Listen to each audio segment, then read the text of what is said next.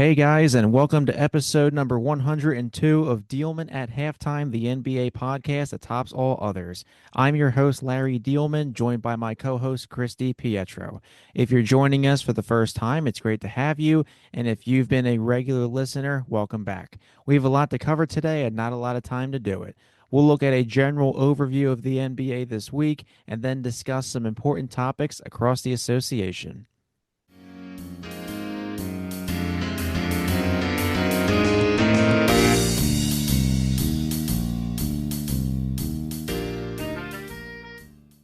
Let's get to our content for the week.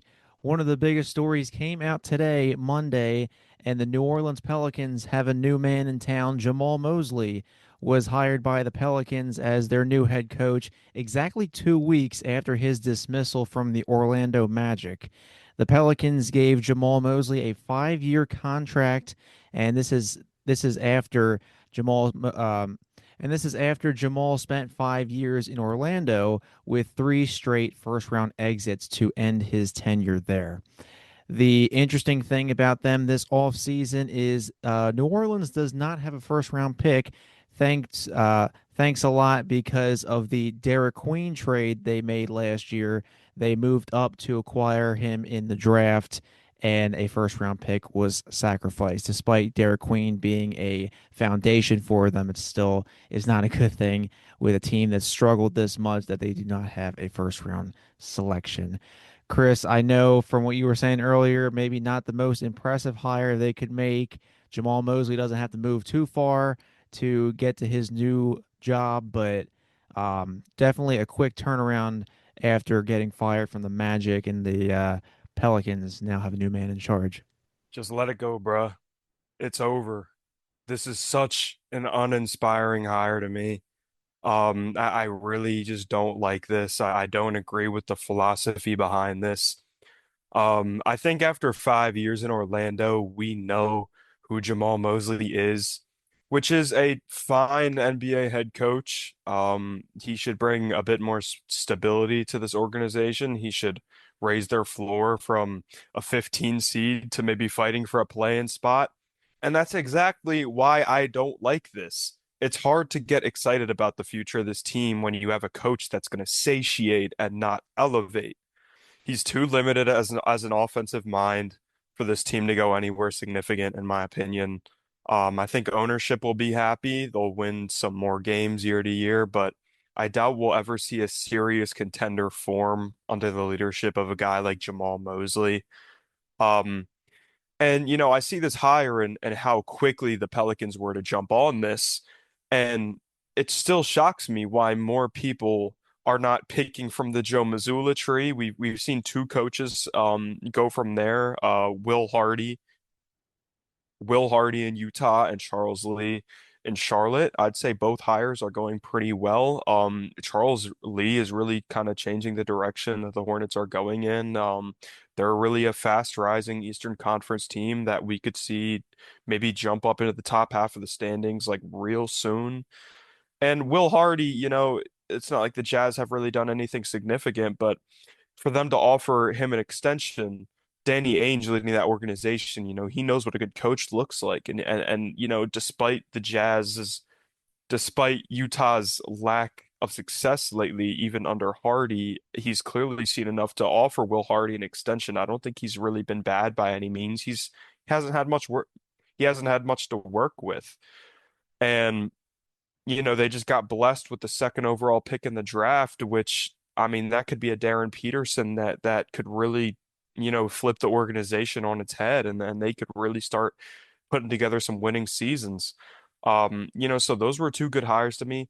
And still, it's 2026, and with all the Thunder's success and with how amazing Mark Daigneault has been as the head coach, we still have yet to see a team to pick from the Mark Daigneault tree, which is just crazy to me. My philosophy, I'm a bit prejudiced against retread head coaches. To me, I think you should gun for the fast rising assistant under the already kind of transformative head coaches we see in the league, like a Joe Mazzulla, like a Mark Daigneault. And I'm just not really interested in former head coaches that lean on their experience of doing little to nothing in the league, like Jamahl Mosley has, or like Jamahl Mosley hasn't done. I mean, he's he provided some culture, some he raised the floor of the Orlando Magic, but again, they haven't really done anything significant, and in a lot of ways, he was holding the team back. So I just really don't like this hire. I don't like the thought process behind it. I don't like the idea of just, oh, we'll hire this guy and we'll be a play-in team compared to a 15 seed caliber team. Like I don't like that. Like I'm trying to look for the next Mark Dagnall. I'm trying to look for the next Joe Mazzulla, and we know that's not who Jamahl Mosley is. Yeah, it's interesting that they don't, a lot of teams don't go for those younger picks. They probably want to just do the safer pick of, well, he has the experience and like you said, like raising the floor a little bit. But, if you take a risk on somebody, you could find the next, diamond in the rough, like you said, like Mark Daigneault or Charles Lee or Will Hardy in Utah. And these coaching trees, they happen because you take risks and you hire these unknown assistants. Look at Jordan Ott over in Phoenix. Right. Nobody That's another great nobody example. nobody expected the Suns to do anything. The Cavs kind of took a step back earlier in the year, and it's like, oh, maybe Jordan Ott actually mattered to the Cavs more than we thought. The Cavs are in the conference finals at the moment, but that's a different story. So But we know Ott's a great coach, you yeah. know? Yeah. But, we'll see how this works out in New Orleans. Jamal Mosley, 5 years. Yikes. But, at least they have somebody to rely upon. We'll see if Zion Williamson can get the most out of this hire. The other breaking news in the NBA this week, speaking of the Oklahoma City Thunder, Shai Gilgeous-Alexander has claimed his back Shai Gilgeous-Alexander has claimed back-to-back MVPs. He is the 14th player in NBA history to do this feat. Most recently, Nikola Jokic of the Denver Nuggets in the 2020 through 21 and 2021-22 seasons.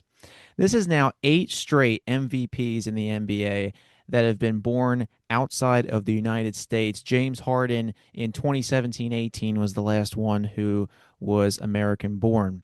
Shea had another great year, and it's still going, obviously. 31.1 points per game, and then career highs in field goal percentage of 55.3% and 6.6 assists per game. The Thunder 64-18 in the regular season. They are obviously still going here in the playoffs. And yeah, this Shea Gilgeous-Alexander Paul George swap back in 2019, it just looks worse and worse every day. I know you really can't like compare the situations. Hindsight's 2020. You know, Shea Gilgeous-Alexander was a rookie on the Clippers, pretty good. Nobody expected him to be like this good this fast. Paul George was obviously a top player at the time, but you just look back on it and you just say, how did the Thunder end up getting this? Because Jalen Williams was also part of this trade because he was one of those draft picks. But it's just crazy how history has set this course. Shea, 14th player to win back-to-back MVPs, and I don't think he's done adding to that arsenal. No, not at all. I mean, he's 27 years old, and if he retired right now, I mean, I think we would have to talk about him as a legend of the game. I mean, look at his resume. Like you said, back-to-back MVPs. He's got a championship. He's got a Finals MVP. He's one of the most prolific scorers of the 2000s. Um, and in my opinion, like in just pure scoring talent, he's up there with guys like Kobe Bryant. Like there's no doubt in my mind. And you hear a lot of chatter about the way he plays and his mannerisms at moments trying to bait fouls, and you hear people complain about that stuff. But ultimately he's finding a loophole in the game, and he doesn't care how he's doing it. He just wants to win and put points on the board. So is it frustrating to watch as a fan sometimes? Like, yeah, I'm not going to deny that. I'm not saying foul baiting is fun to watch because it's not really what we want to see going on here, but he still does it effectively. And Man, I mean, it doesn't even have to be said. He does not need that at all for to be doing what he's doing right now. Like, again, I think he's one of the most skilled scorers of this generation, maybe all time. I mean, his efficiency numbers are just like nothing we've ever seen before. Like the clip of how he scores in isolation or off of screens or how he gets or how he scores off ball. It's every isolated metric you look at. You see Shai Gilgeous-Alexander somewhere at the top. He's one of the most efficient scorers we've ever seen. He's one of the most skilled scorers we've ever seen. And obviously they're on the brink of um a tough Western Conference title battle here with the San Antonio Spurs, but I mean, they've been the best team in the NBA this season, and it's all on his back. And yeah, I mean, I'm not too surprised he won it. I don't think anyone should be. I think there are guys that kind of had these, moments where they looked like they could give Shea a bit of tension there, but um, I don't think any of them put up enough of a case for them to take this away from Shea. He's the best scorer in the league. He's the best player in the league right now, in my opinion. And yeah, no surprise to me. He won his second MVP, and I would not be surprised to see him uh leave the game with a couple more of these trophies. I'm really, I'm really excited to see if he can somehow go for the three-peat. Even Nikola Jokic couldn't do that. Giannis couldn't do it. You also have to consider voter fatigue, but obviously, but now the case is on to see if he can get any more. I think Finals MVPs are a little more important in his book, and I think any player is more important in their book. And Shea very deserving of this. Got a lot of those first place votes, and Nikola Jokic and Victor Wembanyama were the other two finalists. And the fact that they're all in the West just makes this league as tough as it's ever been. And I don't think we are done seeing Shea Gilgeous-Alexander winning awards. This episode is entitled Setting the Stage. So, who's raising eyebrows at the moment?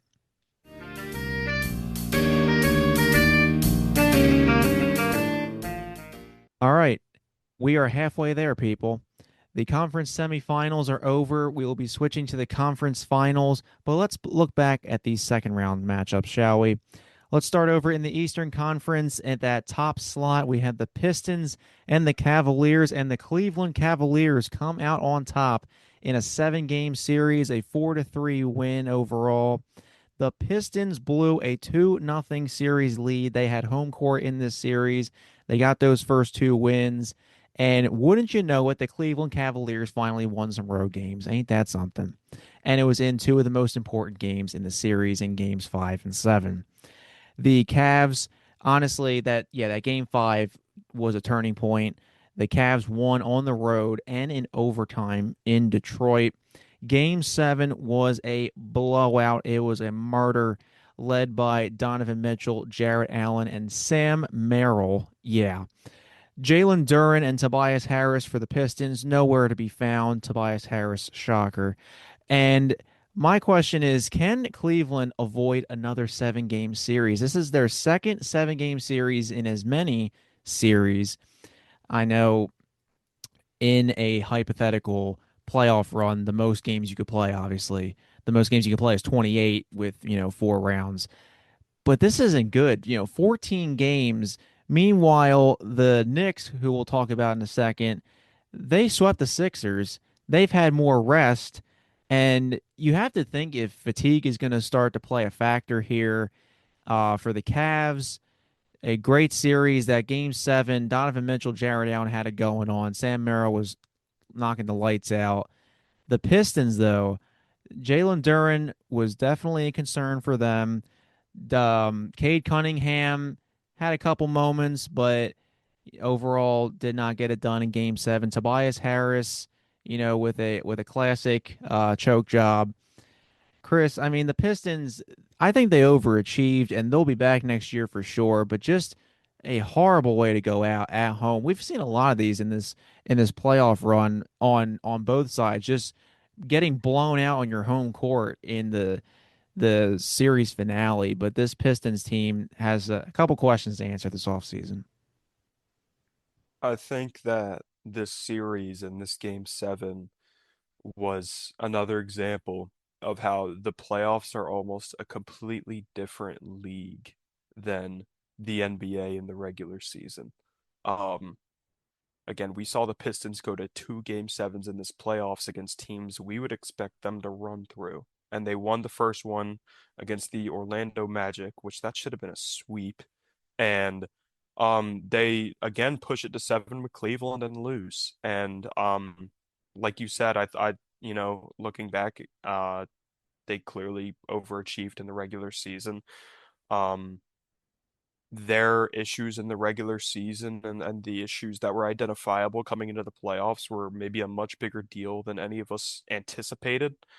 Um, Cade Cunningham was brutal in this game seven. Turnovers continue to be a big issue with him. I mean, there were some really head-scratching ones in the game seven and throughout the playoffs. And he was ice cold from three in this game. He was 0 for 7. He just couldn't buy one.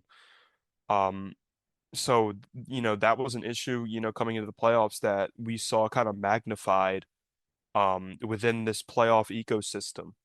Um, Another massive issue for the Pistons, maybe bigger than anything that Cade Cunningham is responsible for, was just the fact that the Pistons completely lacked a reliable second shot creator. Um, they need one going into the next season, like no question. If they run this back, and this has been a team that has been a bit stagnant to make large efforts to gather talent in recent years, and I don't think it's really like I don't think you can really blame them. I mean, they've been on the up and up and up, and I don't think they wanted to really touch what was working around the trade deadline because they were a top three seed and we didn't quite expect them to be here, so they likely just didn't want to tinker with what was working.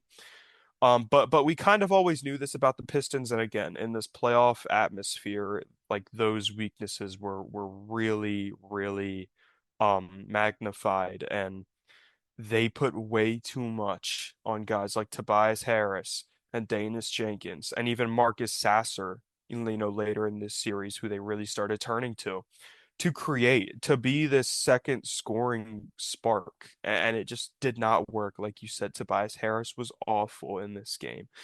And as Sixers fans, that's kind of what we come to expect from Tobias Harris in these big games. So we kind of expected this one. But a huge glaring need for the Pistons is, it's going to stare them in the face coming into the offseason, and they have to address it, or I think we're going to continue to see this be an issue for them. I mean, we you cannot expect a guy like Asar Thompson or Ron Holland to make this big scoring leap. It's just not really, you can't expect that, even if they're young, even if they're developing, even if they haven't even hit their extensions yet. I mean, these are athletic players. They have everything in their body capable to be these guys, but they're just not these guys. They're not creators. They can't go get their own buckets.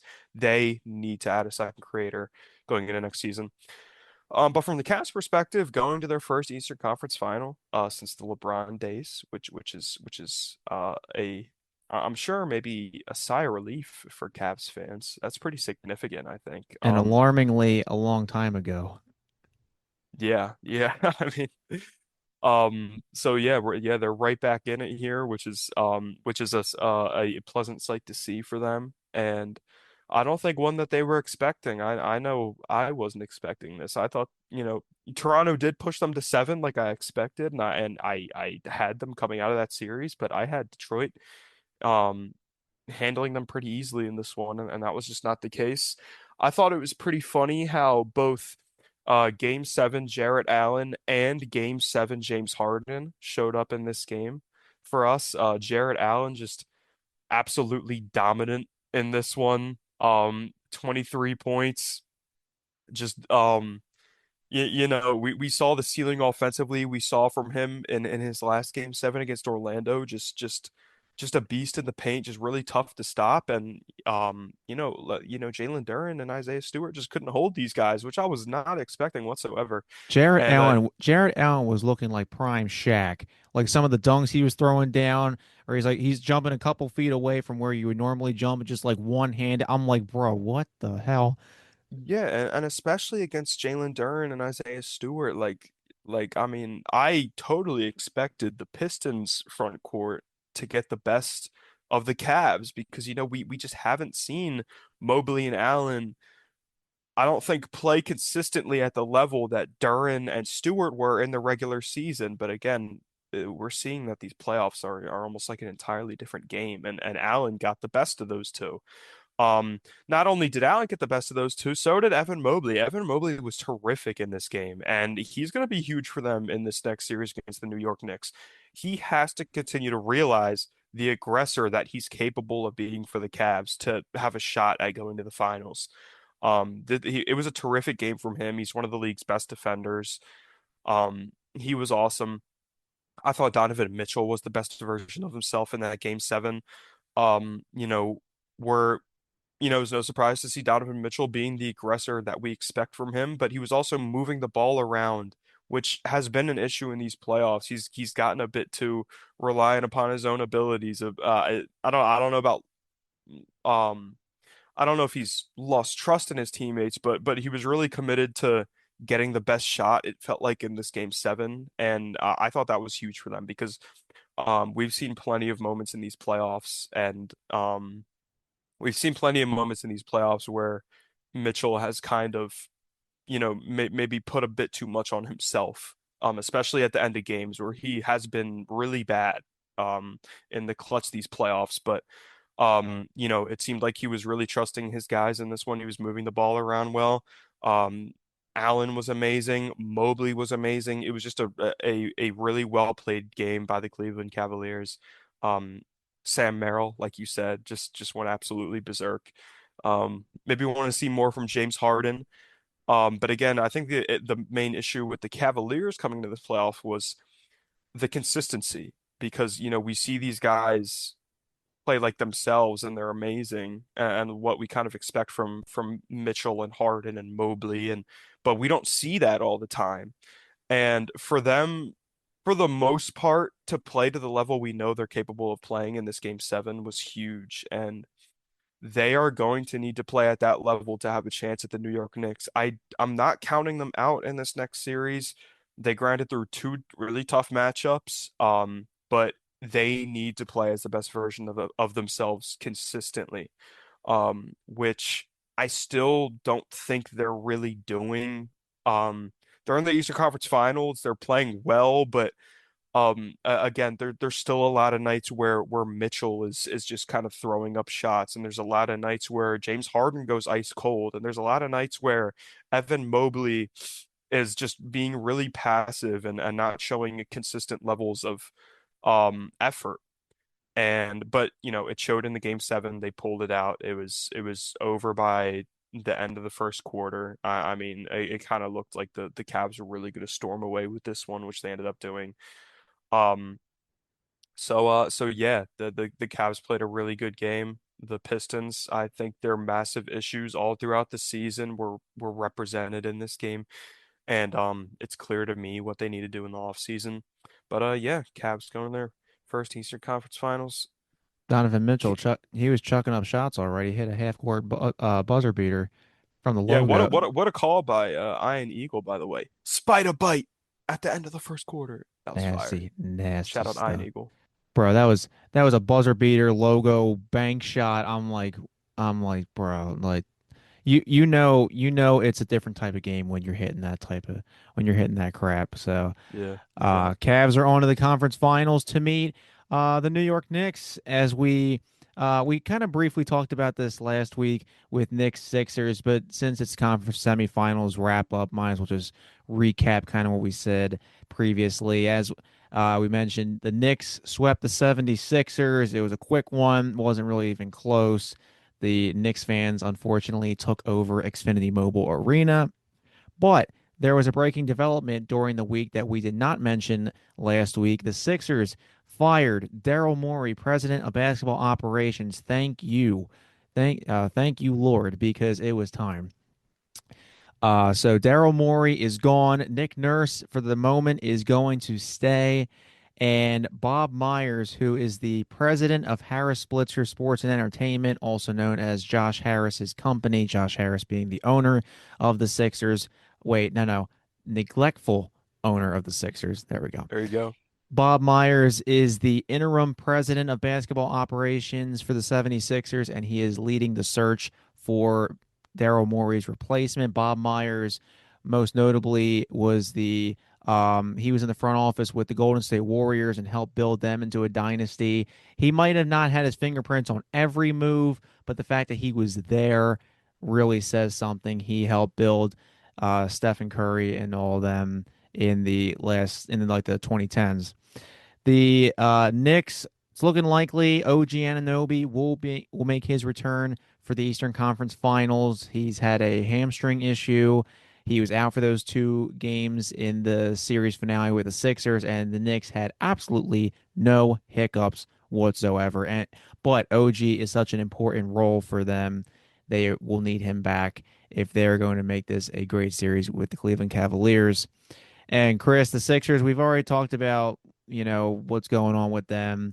Daryl Morey, I think it was time to get rid of him. I know the social media realm was jumping for joy when that news broke. I know I did. I posted the post on my Instagram story, and the music selection that I chose was Celebration by Kool and the Gang, which I felt was very appropriate. But the Knicks, it's going to be a good series with the Cavs. The Knicks trying to get healthy, and they have had some rest, which will definitely benefit them against a potentially fatigued Cavs team who just played the other day. Yeah, I'll start with the Knicks here. I think you just mentioned a super important aspect of this. The amount of time that the Knicks have gotten between these series is a really big deal. Um, because they handled Atlanta in six, which doesn't provide a tremendous amount of rest going into the preceding round. But the Sixers were coming off of a intensely hard-fought 3-1 comeback versus the Boston Celtics. And especially given how the Sixers are constructed with Joel Embiid at the forefront, um, I don't think I need to speak on how how that absence of rest played a massive role in his performance in the next series. So yeah, I mean that the rest was a huge factor in the Knicks and Sixers series because the Sixers just ran out of gas, and the Knicks had sufficient rest at least coming out of a 6-game series, which they made the end of it look easy, and a lot of their starters weren't playing towards the end of those games. Um, in game 5 and 6. Like they handled Atlanta in a maybe it was a little turbulent at first, but it became pretty stress free. After a little bit, they kind of had Atlanta figured out, whereas the Sixers fought tooth and nail to get to the next round. And it's like I said, it's not just another team fighting tooth and nail. It's a team led by Joel Embiid, who is already, um, you know, always hindered by something and really needs that rest and didn't get it, and it showed in the second round. The Knicks are playing the best basketball of the season. I believe they broke the record for um point differential through 10 playoff games. I think they're plus 170 in their 10 playoff games so far this year, which is just unreal. So like even in the games they lost, like even factoring those in, the two they lost to Atlanta, they are still averaging 17-point wins across these playoffs, which is just insane. Um, they're playing tremendous right now, and they are going to get a ton of rest coming into this matchup with Cleveland. And again, I think the rest is going to be a huge factor because Cleveland is coming off of 2 game 7s themselves. Like the Knicks kind of keep running into these teams that are kind of running out of gas here or have been really worked um to get to the point to face the Knicks. And I'm not discrediting the Knicks at all. I mean that this is the best basketball they played all season. They look borderline unstoppable right now. But it's just the rest has been critical for both them and the teams that they played in these playoffs so far. Um, so I kind of expect the Knicks to pull this one out against Cleveland. I mean, the Knicks are kind of just running through the East right now. You know, even though the Sixers were hindered in that series, I mean, that they had a fighting chance, and the Knicks just blew them out of the water still. And I think Cleveland has a fighting chance in this one, despite being a bit labored and, having played 14 games in these playoffs so far compared to the Knicks 10. Um, I think Cleveland has a fighting chance in this one if they play to their potential, but the Knicks are just on a different level than every other team in the East right now. There's no question about it. And, I expect them to make their way into the finals. As for the Sixers and the firing of Daryl Morey, this was a very happy day in Sixers land, otherwise known as Philadelphia. Um, Daryl Morey was not an atrocious general manager.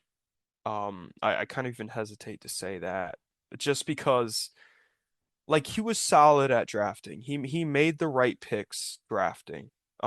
He made kind of the obvious picks, which, it sounds like I'm kind of knocking him, but a lot of GMs don't make the obvious picks and it kind of works out less than if you just made the obvious pick according to the consensus board. A lot of the times a lot of GMs kind of take these chances on guys they really like, and I feel like just sticking to the world's consensus board might work out just a little better. And that was kind of Daryl Morey's approach. He kind of, I highly doubt he was just staring at, what the world was saying about these prospects and picking based off of the consensus. But he made the right obvious picks at the time, and a lot of them worked out. It's not like we always see these consensus picks work out, but um he made the right picks. He picked Jared McCain. He found a gem in Adam Bona late in the draft. Um, he just made the right picks. But everything outside of the draft was really rough for Daryl Morey. Like there were a lot of bad um acquisitions he made outside of the draft. I don't really blame him for the Paul George contract. They had the money to go get a max contract guy, and that was really the only guy they could have gotten. And Paul George has been, he's had a fine tenure in Philadelphia so far. But him on a max contract, you don't like. Still, even though he's played better lately, you definitely don't. That's still not the type of player you want on a max contract. Um, the Jared McCain trade was the nail in the coffin for him.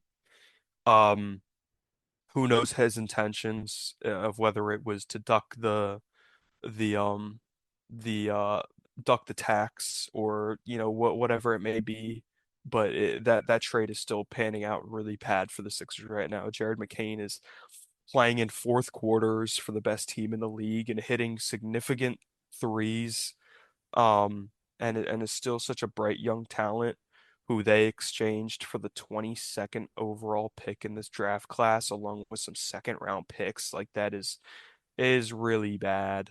That Jared McCain picture with the ring should the Thunder win is going to make this whole city sick. Yeah, no, it's gonna be tough. It's gonna be tough, and it's already tough to see him making like a pretty big impact on the Thunder. It's hard to watch, because a lot of we know how much talent McCain has, and getting a mid to late first round pick, um, albeit in a good draft class, like the Sixers could still definitely get a good player at 22. I mean, this is a pretty good, a deep draft class, no doubt about it. But still, a mid to late first and some second round picks for the player that we know McCain is and the player we know McCain can be, it's really tough. Um, a lot of times Morey sat on his hands. I think of the 2021 trade deadline where I think his one notable addition was George Hill, who really did absolutely nothing for the Sixers that year. When they had an opportunity to go really deep, I thought. And yeah, from just a player acquisition standpoint, Daryl Morey was bad. There's no other way to spin it. Sure, he made some good draft picks, He made the obvious draft picks, which, is easier said than done for a lot of GMs. But hopefully the Sixers can bring in a guy who can um, maybe not take the most chances in the draft and continue to take those good players according to the consensus, but also be a lot more intentional about how he wants to build the team and maybe not trade such young bright talent for little to nothing in return. Um, and I was really starting to get worried. I mean, if we had kept Daryl Morey around for another season, I mean, we might be seeing VJ Edgecombe packing his bags by next year's trade deadline. I mean, that's what it was starting to look like. I mean, Morey kind of traumatized us with the McCain trade. It got my mind racing. I'm like, well, I mean, I hope VJ's not next. I hope Maxi's not next. So, yeah, I'll spit out a name um here at the conclusion of my Daryl Morey ramble. Vince Rosman. He grew up with the Sixers. He rose from an intern to a really highly regarded front office member. The Oklahoma City Thunder, funny enough, poached him about 5 years ago, and everyone has spoken extremely highly of the guy. And I'd be happy to take any member from that Oklahoma City front office, given what they've been able to accomplish and the team they've been able to build. So yeah, keep the name Vince Rosman in mind. I think that's my pick for general manager. That's the guy I like. But yeah, good for the Sixers getting Daryl Morey out of town. Just overall, just not a good general manager. It'll be interesting to see the direction they take on, and yeah, the Knicks just continue to play their best basketball this season and should kind of stroll into the NBA Finals here. Seeing VJ Edgecombe possibly in a San Antonio Spurs jersey would Oh just my God, kill stop. me. Yeah, I don't want to think about it. We'll see too with the Sixers. Bob Myers, could he just hire himself because he's had success with the Warriors, as we've said. There are rumors like why doesn't Josh Harris just make him? But then again, he's the president of Josh Harris's company. Might be a conflict of interest, or you'd have to go hire another president. A lot of things going on with that. So we'll see what Bob Myers has up his sleeve with the Sixers getting a new president of basketball operations. And in the Eastern Conference semifinals, we say goodbye to the 76ers and the Pistons, and the Knicks and Cavs will battle it out to see who is going to the NBA Finals from the East.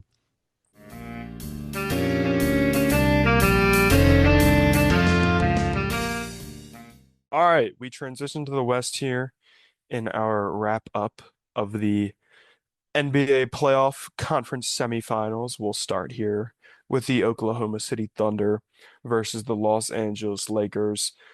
Not a surprise here, I don't think, after what we saw from the last time we recorded. The Thunder beat the Lakers in 4 games. No surprise there, I don't think.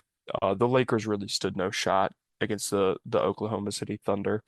They had their moment taking down the 5 seed Houston Rockets, I think. We saw, an aging LeBron, have his little marquee moment there. Still got it, still able to take down a team in the NBA playoffs. But yeah, they stood absolutely no chance against the juggernaut that is the Oklahoma City Thunder, led by two-time MVP winner, as we discussed, Shai Gilgeous-Alexander. Um, just yeah, what we expected from the Thunder, what we expect from the best team in basketball right now. Um, I guess what we didn't quite expect was AJ Mitchell playing such a massive role in this series. He was terrific. Shai Gilgeous-Alexander said it himself. He may have been the second best player for the Thunder in this series. He was absolutely crucial for them. Um, and this series maybe featured a bit more close games than we anticipated, but none of which really felt too far out of the Thunder's control. They take game 4 just by 5 points, but um, again, there was never really a moment where we questioned Oklahoma City's grasp on this series. I don't think there was a moment where we thought that the Lakers and LeBron James had a chance in this one. Maybe if they had Luka Doncic, we'd see a different series. But yeah, Thunder did what the Thunder do and sweep the LA Lakers here. They head into the Western Conference Finals 8-0 in the playoffs. We talked about rest with the New York Knicks, just playing 10 games in these playoffs. Try eight. I mean, the Thunder have a chance to, they've been able to go to Cabo and back in between these series for a nice week-long stay at a resort if they wanted it. Um, rarely do we see teams go into their respective conference finals only playing 8 games in a couple weeks. That's really important. Especially, as they'll be facing a team in San Antonio, which has faced a bit more adversity in these playoffs. But um, yeah, Thunder 8-0 in these playoffs, doing what they do. I'm sure they'll face a bit more adversity next round against San Antonio, but yeah, the Lakers stood no chance in this one. They did not indeed. The Thunder pretty much wiped the floor with the Lakers. Game four was a little closer, as you would expect from a team about to face elimination, but the Thunder had this in the bag the whole time. And especially without Luka, the Lakers, it was eventually going to come back and, bite them in the ass. So that's pretty much the main gist of this series. And what, Chris, what makes this even scarier for the Thunder now? Do you know what makes it scarier? Scarier, as in their next round matchup. No, Jalen Williams is expected to make his return for the Thunder after Okay, he okay. he missed 2 games in their series with the Phoenix Suns, and he missed the entire series against the Lakers. They didn't need him, and they still are getting their second best player back. So, if you're a San Antonio Spurs fan or a player, that's very concerning, and going to make this series much more intense. The Lakers, they just missed Luka Doncic's production. He had that injury. The minute they announced that he was going to miss some time, you knew the Lakers season was going to end prematurely. I don't know how far the Lakers would have went had Luka been healthy, but if they were going to face these same opponents, they probably could have pushed the Thunder maybe to a game five, game six, but I don't think it would have mattered too much overall. And like you said, the Thunder, they're still undefeated. They've just been playing such great basketball. The Lakers have a interesting situation this offseason. Austin Reeves has a player option, and there are reports that he will probably decline it to be an unrestricted free agent. And well, he's a player option now. Should he keep it next offseason going into 27-28, then he'd be unrestricted, but he could become unrestricted this offseason. And if he declines it, he is going to want a hefty penny for his services. Now, I think the Lakers, you have a great shot at retaining him, with LeBron slowly getting to that point where he's going to retire any year now, and you're next to Luka Doncic, you're going to be their second option regardless. JJ Redick is a great head coach, and who doesn't like sunny Los Angeles? I mean, come on now. But are the Lakers willing to pay that? Is Rob Pelinka going to try something new? You never know. Or is Austin Reeves just going to go get whatever bag he gets? He doesn't care if he plays in Los Angeles or Utah. It doesn't matter. And that's the biggest question they have right now. But yeah, the Lakers, they stood no chance in this series. And the Thunder get a Thunder moving on to that next series. I think if there's anyone who might not care so much for sunny Los Angeles, it's probably Austin Reeves, a farm boy from Arkansas, I believe. Um, but I don't think he really wants to leave LA. I haven't really felt that notion. I don't, to my knowledge, there have been no reports saying he's really super threatening to leave the So you're Lakers. so you're saying there's a chance that he could sign with the Arkansas Lakers? I'm saying there's a chance he wouldn't mind Utah too much, like he's the type of guy that, that might be a better fit for uh a guy like Austin Reeves. But I think he just wants a higher payday, as he should. Um I'm all for professional athletes standing on business and getting their paydays. But I'm not really expecting Austin Reeves to leave, so that'll be interesting. The Lakers are in a funny spot because we talked all season about their really weirdly constructed roster that kind of looked like it was working a bit these playoffs to definitely my surprise.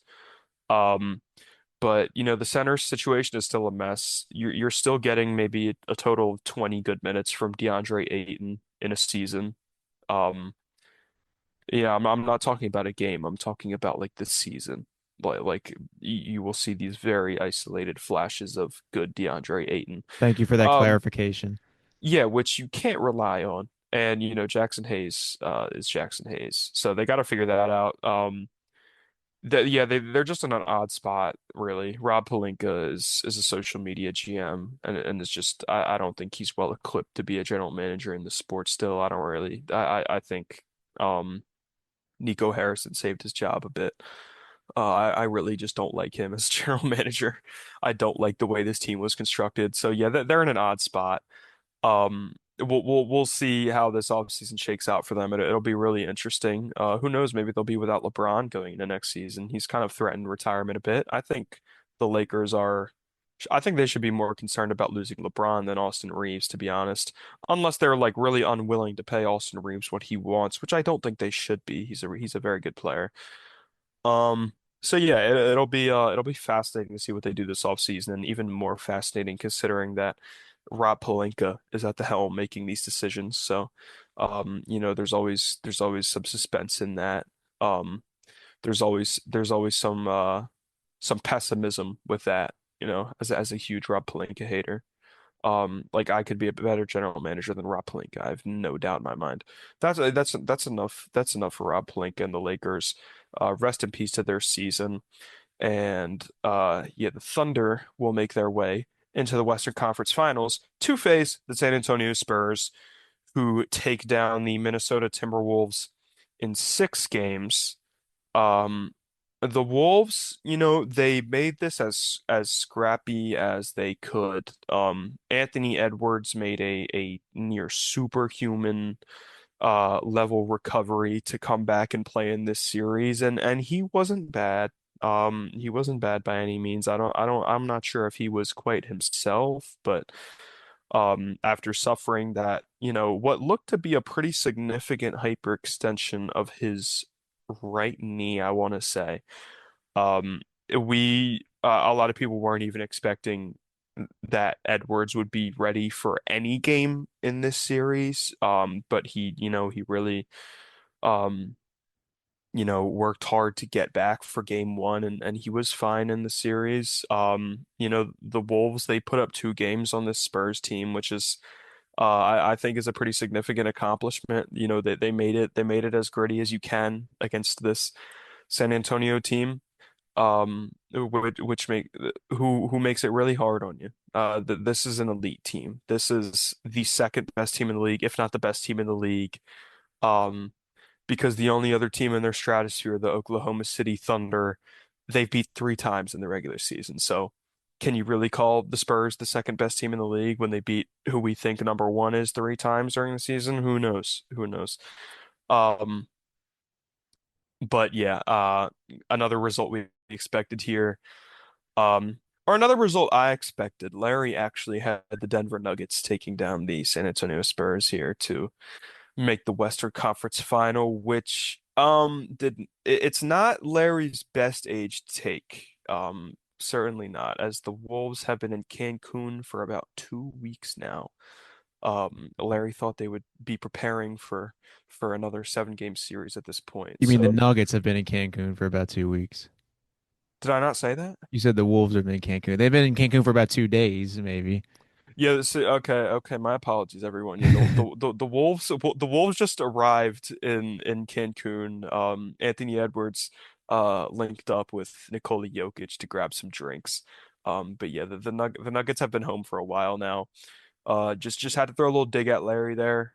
Just a really really questionable take from him. As I am the best predictor on the Diehlman at Halftime podcast, clearly, as I had the Thunder and Spurs matching up in this Western Conference final. Man, this is going to be an awesome series.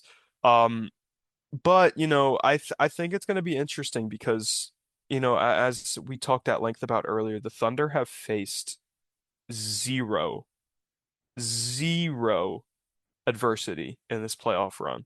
They're 8-0. While the Wolves have lost 3 games in these playoffs, they're 8-3. And even some of those wins against Bro, you Portland said the and Wolves again. The Spurs are 8-3. while the Spurs, they're 8-3. They've dropped 3 games in this playoff run. One to Portland and obviously two to Minnesota. And even in some of those wins against Portland and against Minnesota, um, these games were, not super comfortable for the Spurs, who we believe to be a top 2 team in the NBA.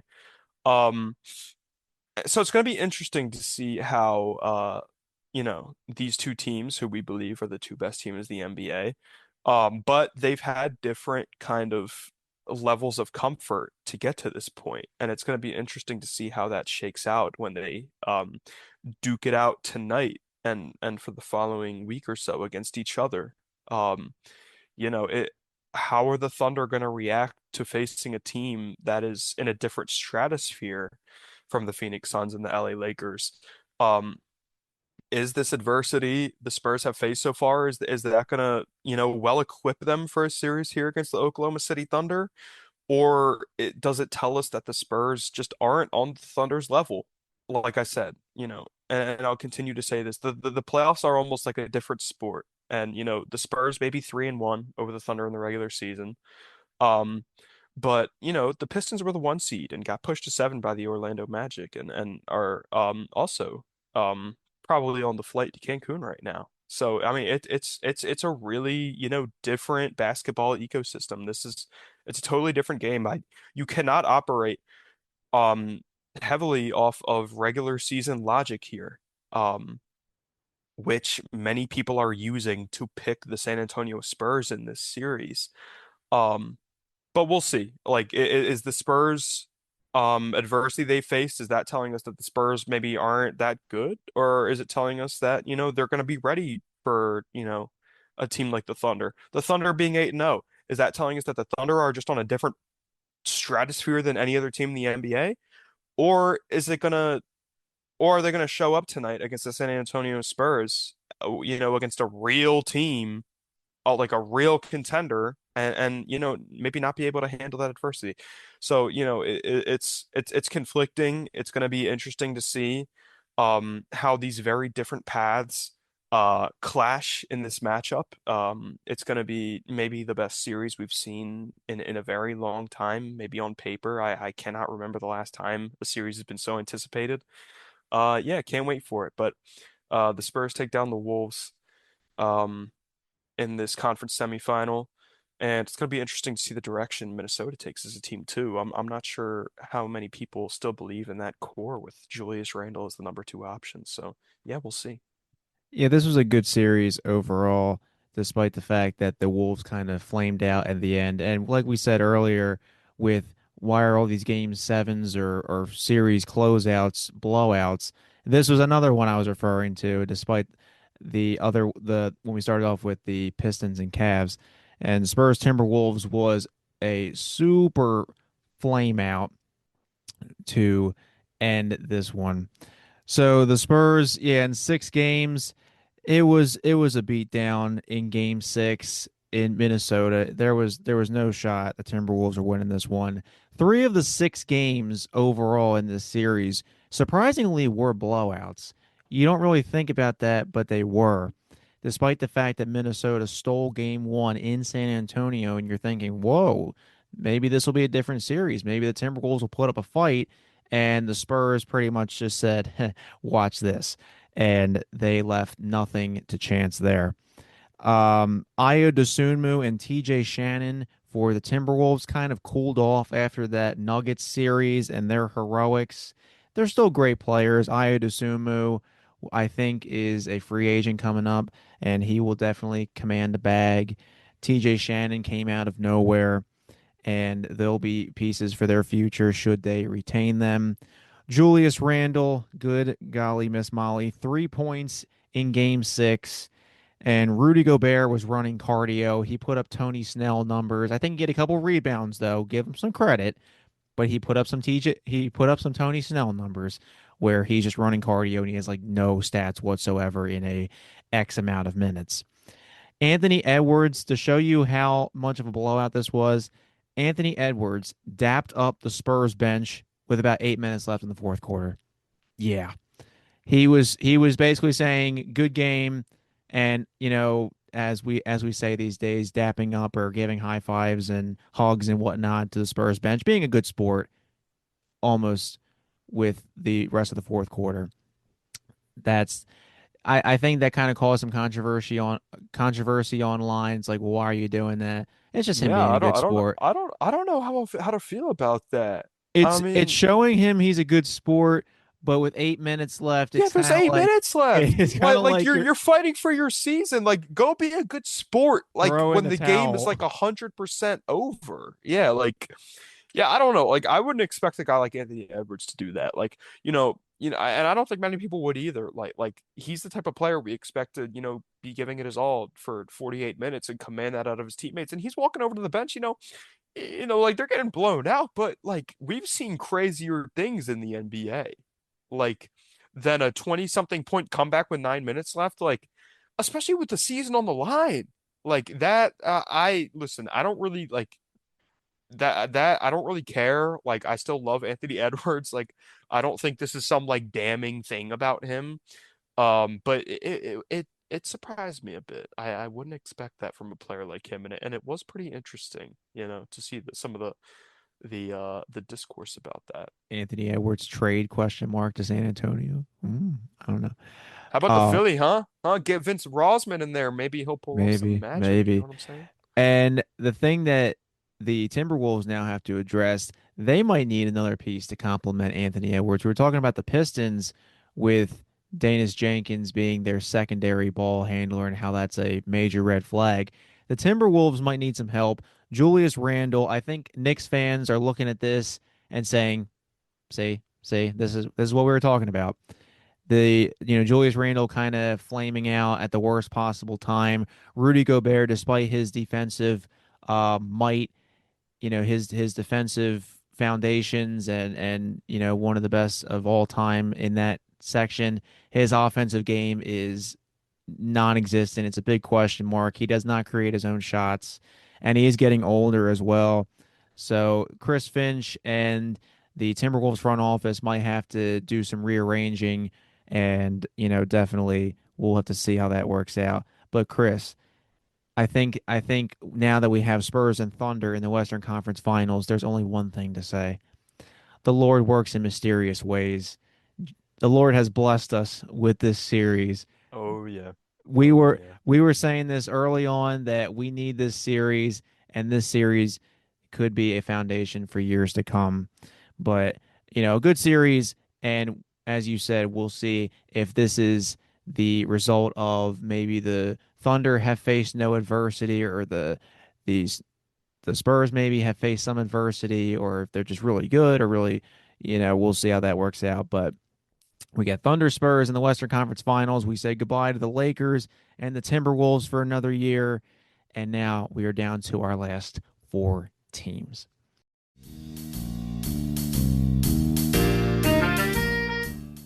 And finally, for this week's game of the week, I don't think there's any other choice than this one. We are doing the San Antonio Spurs at the Oklahoma City Thunder for game one of the Western Conference Finals. And this game is tonight, Monday, May 18th at 8:30 down in Oklahoma. And Chris, you said earlier that you don't know when the last time you had this game of this magnitude, or this much hype. I'll tell you, damn it. This is the first playoff series between teams of 62 or more wins since the 1998 finals between Michael Jordan's Bulls and John Stockton and Karl Malone's Utah Jazz. And this was Wow. this was the infamous game 6, or I'm sorry, this was the 98 finals. This was Michael Jordan's last dance, the infamous push that Michael Jordan hit that clutch shot in Utah. So, yeah, there were three, I believe, three 60-win teams this year in the NBA, and two of them were in the West, and we are seeing this now in the conference finals. We will not be seeing this in the NBA finals. Thanks a lot, Detroit, but we'll take it in the conference finals as well. The Thunder, we've already said they've had a lot of rest. They've been off since last Monday, May 11th. The Spurs last played this past Friday, so they've had a couple extra days. And you think about it too, what better way to get film study than watching these games? You're just kicking back with your feet up with a bowl of popcorn saying, "Here guys, let's watch some film session." Oh, that's all right. It's our next opponent.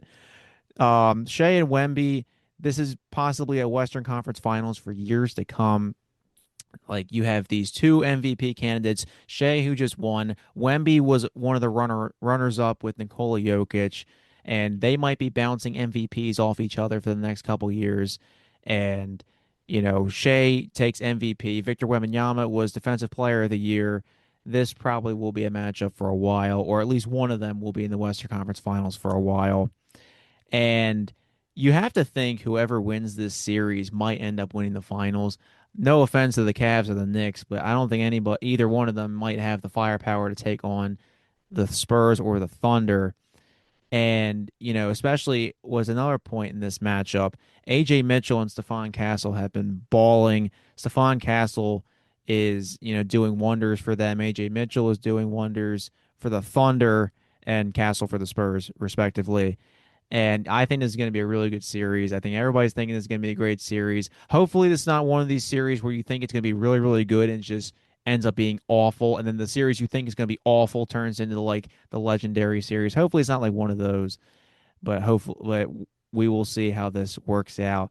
Chris, I don't know about you. Game one, I'm going with the champs, Oklahoma City, 127, 124. I don't think you'll regret that call because I have some breaking news on my hands. De'Aaron Fox has been ruled out for game one I saw that. due to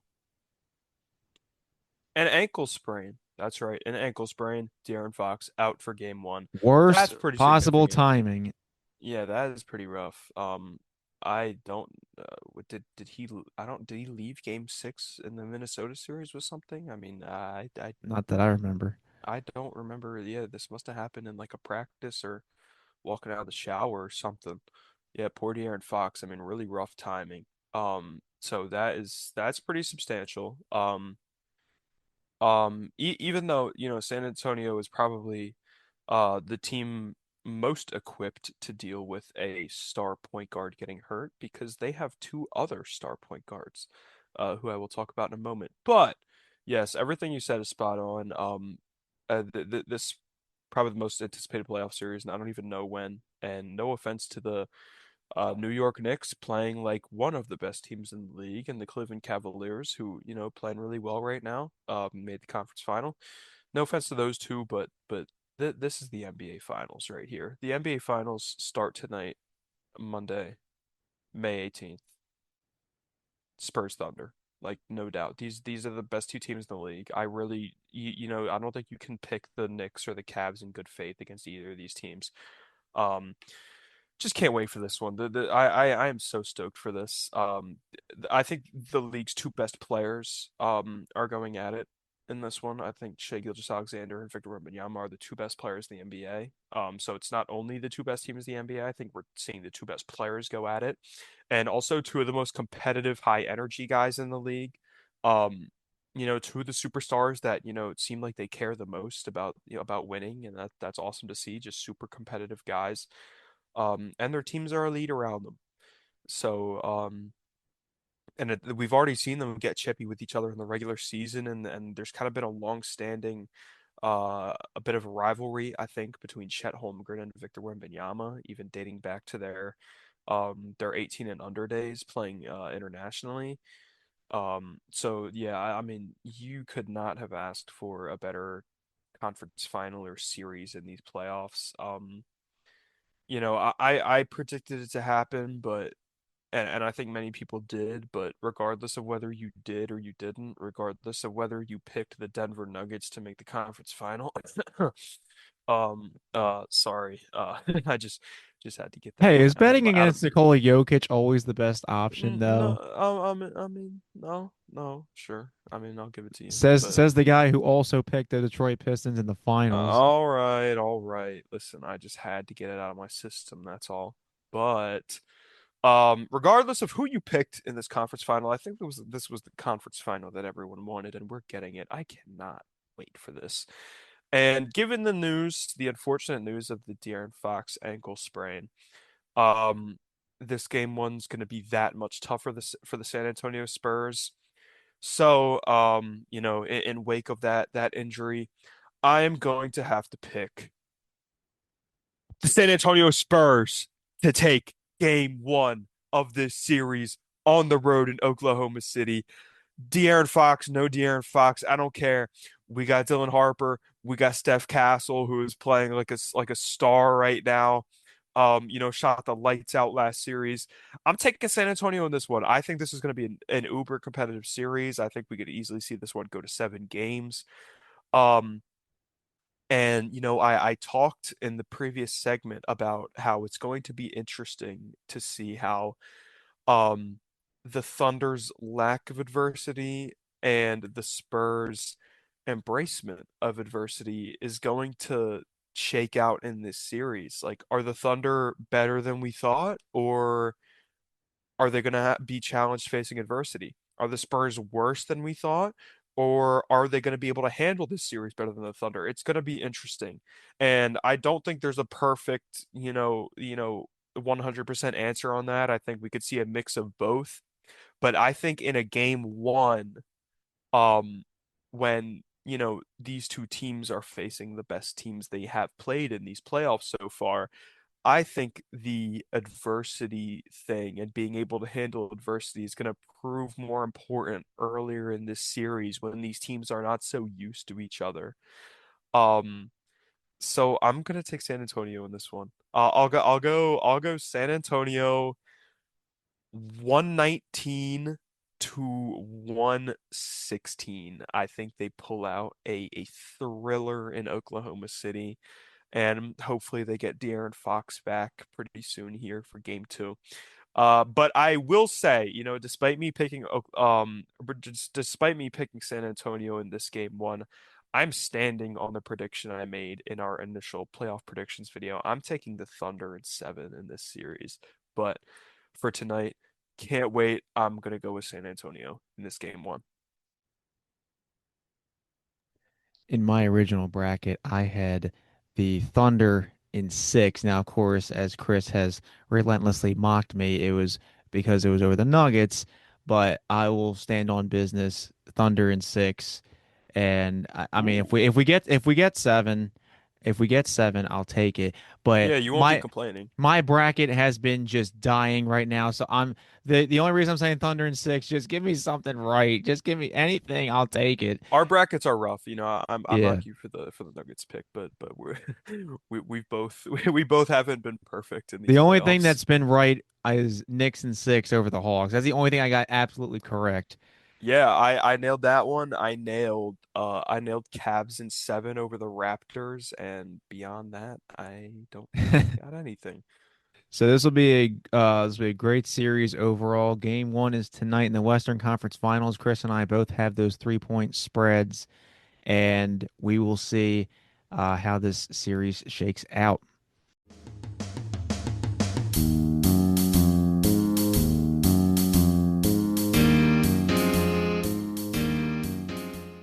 Well, that's all the time we have for today. If you haven't already, make sure to follow the podcast accounts, Chris and me, on social media. The 3 podcast accounts on Instagram, TikTok, and X or Twitter are under @Diehlman@half. My personal X and Instagram are at Larry Diehlman. Chris's personal X and Instagram are at Chris Dippy. All seven handles are in the description on Buzzsprout, Spotify, or wherever you get your podcasts. Remember, although you can find Dealman at Halftime on major podcasting platforms like Spotify, Apple Podcasts, Amazon Music, iHeartRadio, and YouTube, the main podcast website is on Buzzsprout. The website URL is dealman at halftime.buzzsprout.com. Feel free to send a comment by using the Send Us a Text button located in each episode's bio. With the exception of Apple Podcasts, the text option is available on Buzzsprout and all of the major platforms. Your comment could end up in the fan mail section of the Buzzsprout website. And don't forget to spread the word about Dealman at halftime. See you next time, fellow Hoops fans.